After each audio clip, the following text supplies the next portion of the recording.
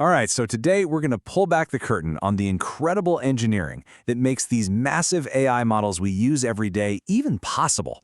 It's not just about building a bigger model, it's about the genius-level optimization that makes the whole thing work.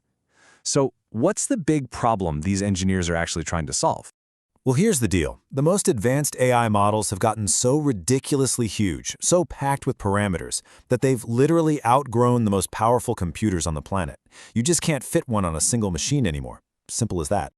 So, that leads us to the million-dollar question, right? If you can't fit a mountain on one truck, how do you move it? How in the world do you train and run a model that is fundamentally bigger than the hardware it's supposed to live on?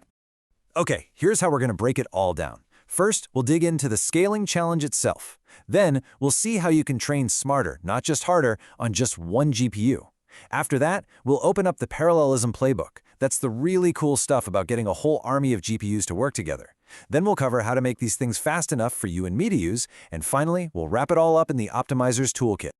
All right, let's kick things off with part one, the scaling challenge.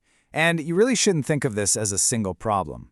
It's more like a three-headed monster that engineers are in a constant battle with. And here are the three heads of that monster. First up, memory.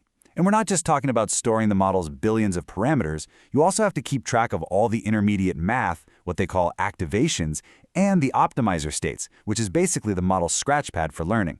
I mean, it adds up incredibly fast. Next, there's compute. We're talking about the raw brute force horsepower needed to perform trillions of calculations. It's just astronomical. And finally, speed.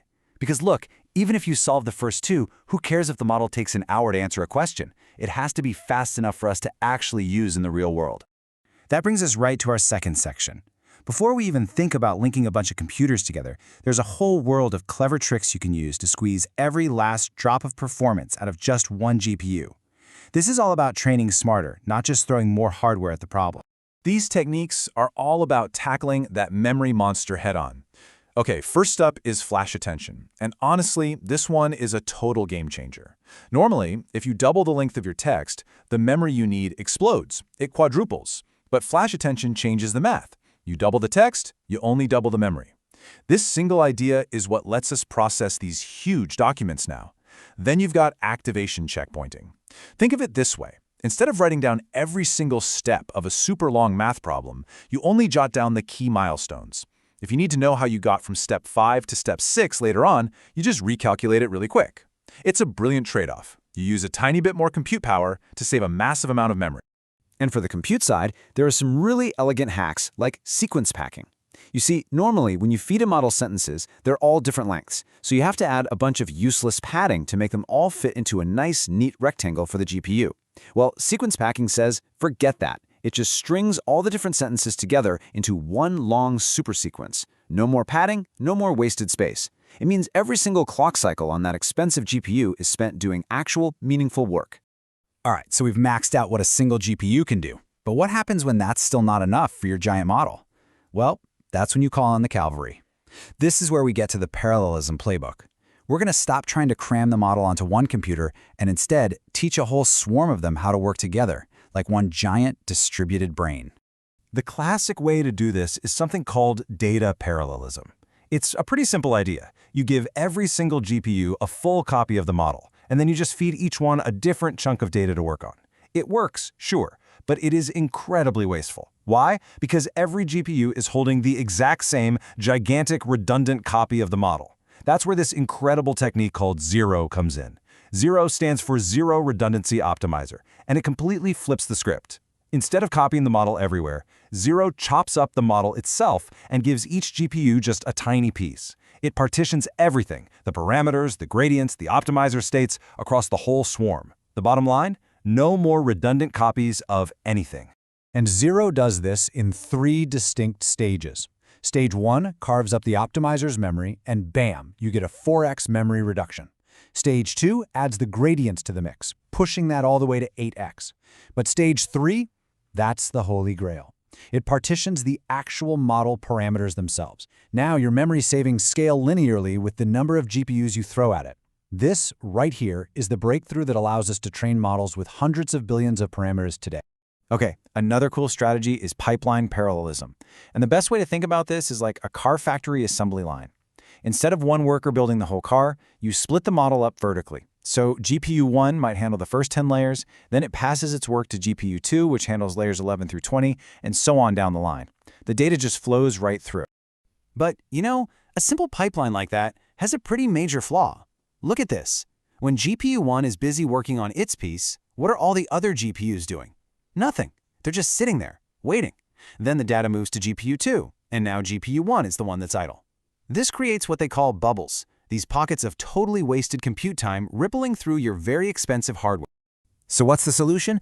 Well, it's actually pretty brilliant, pioneered by systems like Google's Gpipe. Instead of sending one big chunk of data through, you chop it up into lots of tiny micro batches. Then you just feed them into the pipeline one after another, bumper to bumper, like cars on a super busy highway. This completely fills in those idle bubbles. Once the pipeline gets going, every single GPU is working, all the time. No more wasted cycles. Now we can get even more granular with something called tensor parallelism. This is wild.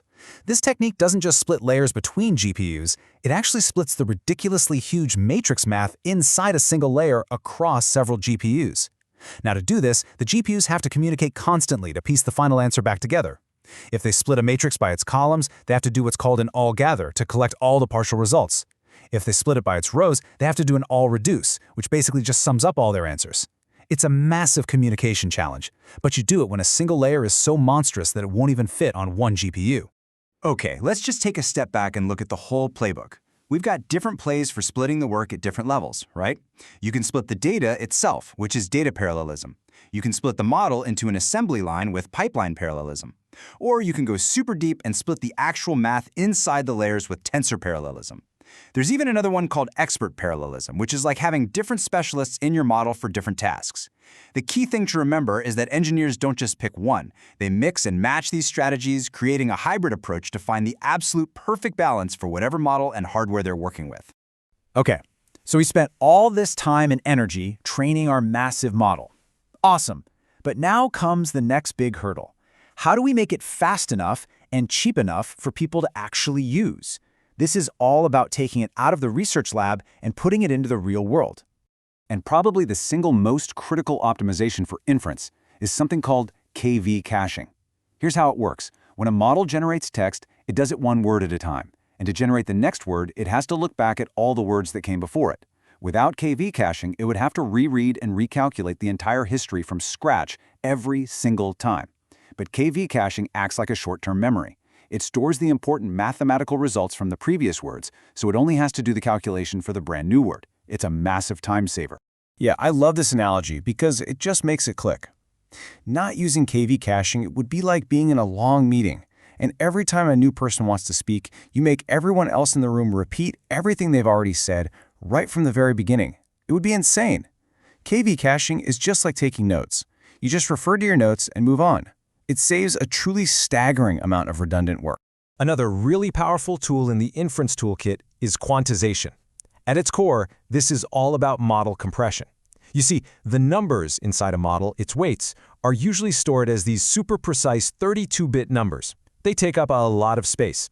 Quantization is this clever process of representing those same numbers with fewer bits, like 8-bit integers, without losing too much of the model's accuracy. The result? A model that's way smaller, uses less memory, and can run a whole lot faster. And there are basically two main ways to pull this off. The first is called post-training quantization, or PTQ. This is the fast and easy route. You take your fully trained model and just convert it. It works, but sometimes you can take a hit on accuracy. The much more robust approach is quantization-aware training, or QAT.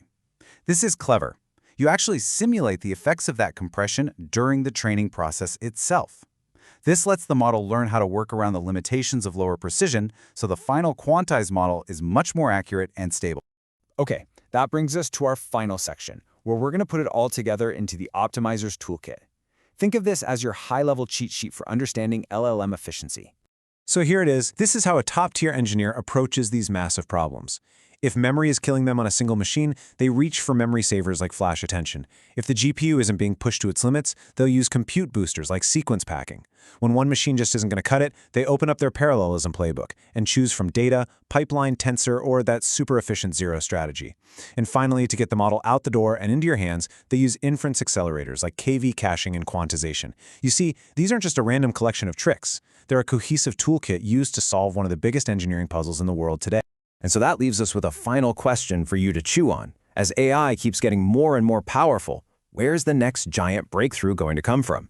Is it going to be from just building an even bigger, more monstrous model? Or will it come from a smarter algorithm, a more clever way to optimize the incredible power we already have at our fingertips? The answer to that question is really going to define the next chapter of AI.